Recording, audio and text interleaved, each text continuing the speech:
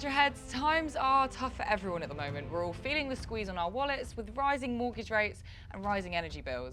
So it's a surprise to me that more people don't know about a method of saving loads and loads of money on an electric bike. Almost anybody can do this, but every single year there are millions of pounds in unused government subsidies for electric bikes that people don't claim. What if I told you there's a way of saving up to 42% on the cost of an electric bike, and that allowed you to pay off the bike monthly? This isn't a Sports Direct discount extravaganza or a Target special. So if you want to know how you can get an electric bike from £1,500 down to less than £1,000, then I'm going to tell you exactly what you need to do. Get on with it. We've had dozens and dozens of people using this method every single day to save money on their electric bikes from my e-bike shop, Electroheads.com.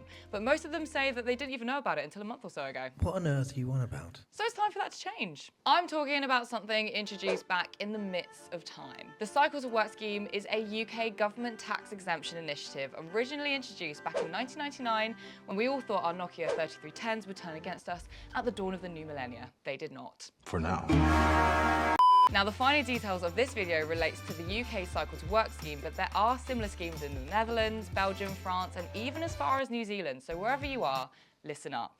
In short, the Cycle to Work scheme allows you to get yourself a brand new bike plus any safety gear through a monthly salary sacrifice before you get taxed by the government on your earnings. Of course, back then, electric bikes weren't really a big thing, but fast forward to 2023, and electric bikes are very much covered by the Cycle to Work scheme. The scheme is available to anyone who's employed and paid through the PAYE system. Unfortunately, it's not available for those who are self-employed, earn the minimum wage, or will earn less than the minimum wage once the deductions have been taken into account. So how much tax you pay determines how much you will save. Now, I'll give you an example in just a moment. Companies generally aren't great in telling their employees that schemes like this exists, so it's worth talking to your manager to get the ball rolling. But how do you do this? I'll tell you exactly how, but first, do hit that like button if this video is of any help to you, and subscribe because there's a lot more videos like this coming your way, including exclusive access to the latest products.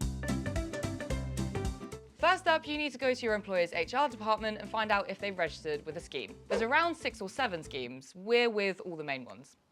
FYI, it doesn't affect you which scheme your employer goes for. The good news is it's very quick and completely free for your employer to get it set up. In fact, it actually saves them money as their employer's national insurance contributions are reduced. So, go to your employer and find out what scheme they have or get them signed up.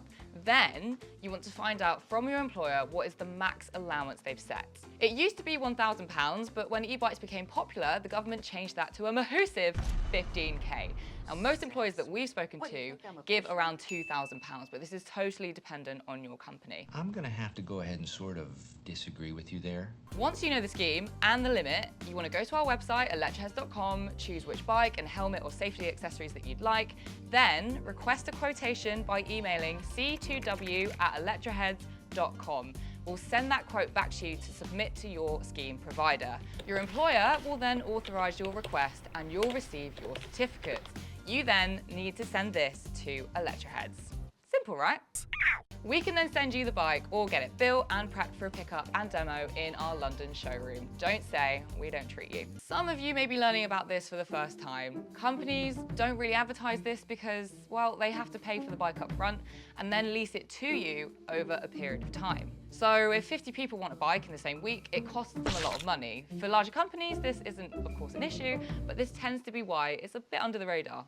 And this is the key thing. You generally will pay your employer back for the bike over 12 months. For example, if you buy a £1,200 e-bike, you pay £100 per month pre-tax. If you're a 40% earner, you get £40 off that £100 for free. So the price of your bike in total is so much cheaper than buying up front.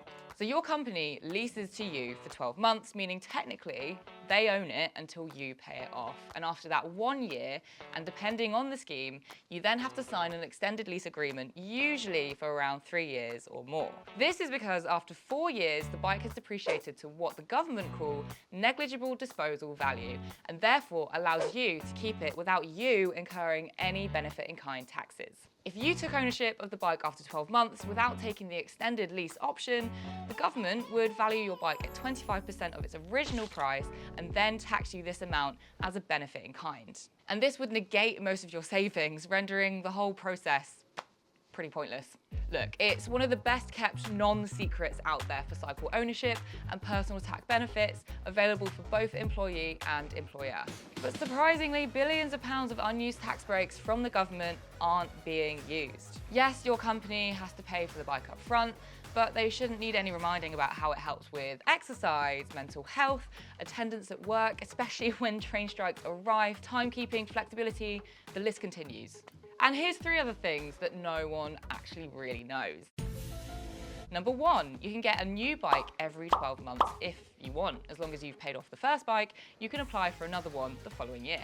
Number 2, if your employer's maximum price cap allows it, you can actually get 2 bikes on the same certificate. Fucking hell, mate. And number 3, you don't actually have to cycle to work. This is the biggest blocker for employees not bothering to sign up. The name of the scheme, Cycle to Work, makes people who get the train, tube, bus, or whatever to work think that they don't qualify. As long as you use your bike occasionally, even for part of your journey, for example, you cycle to the train station only on days when the sun's out, that's fine. Oh, thank God. In fact, let's go speak to a customer who's used the Cycle to Work scheme right now.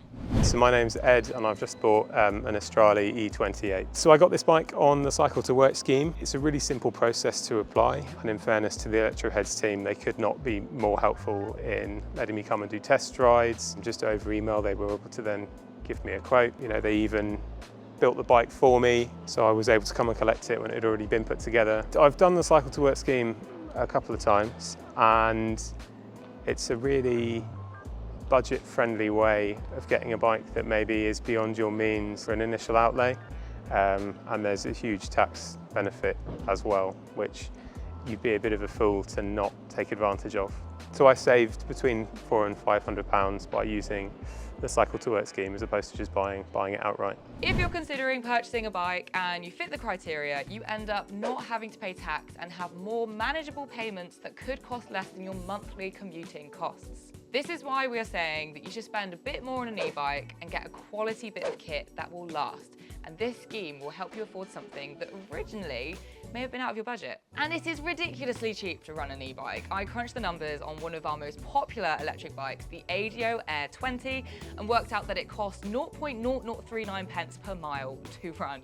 If I factor in my usual 14-mile round commute 5 days a week, it costs 27p in electricity per week, or £14.52 per year. Now, cost of living is at an all-time high, and anyone looking at their monthly train ticket, bus fare, petrol costs, this is a good way of immediately getting something to commute with effectively for free. It comes out of your salary as a low monthly cost that will be most likely cheaper than that monthly train fare. Speaking of costs, I actually put out a poll on our YouTube community tab to understand how much you lot pay monthly to get around, and the results were really interesting. The votes do keep still coming in, but there's an amazing number of people that have a fairly low cost commute. This is amazing to see. But for the other percentage of those paying more than £100, you could be reducing your outgoings by using this scheme. Someone spending £1,800 a month. What are you traveling in? A helicopter? Rishi, is that you? Oh my God, that was so funny! If you want to take a closer look at the electric bikes and accessories that we have to offer, then head on over to electroheads.com and have yourself a peruse. We have a team here in the studio who can listen to your queries and help out with advice and guidance on both the scheme and on any e-ride on our store. We've had amazing feedback from our customers because in reality, it's all about taking back control of what can be a pretty bleak public transportation system, and you can save yourself some money whilst doing it. But I would love to hear from you at home. How much are you spending on your commute currently? What's got you thinking about the Cycle to Work scheme? Let me know down in the comments. And if you do have any questions, do drop them down below and we will do our best to get them answered. But for now, that's all from me, Electroheads. Catch you for the next one.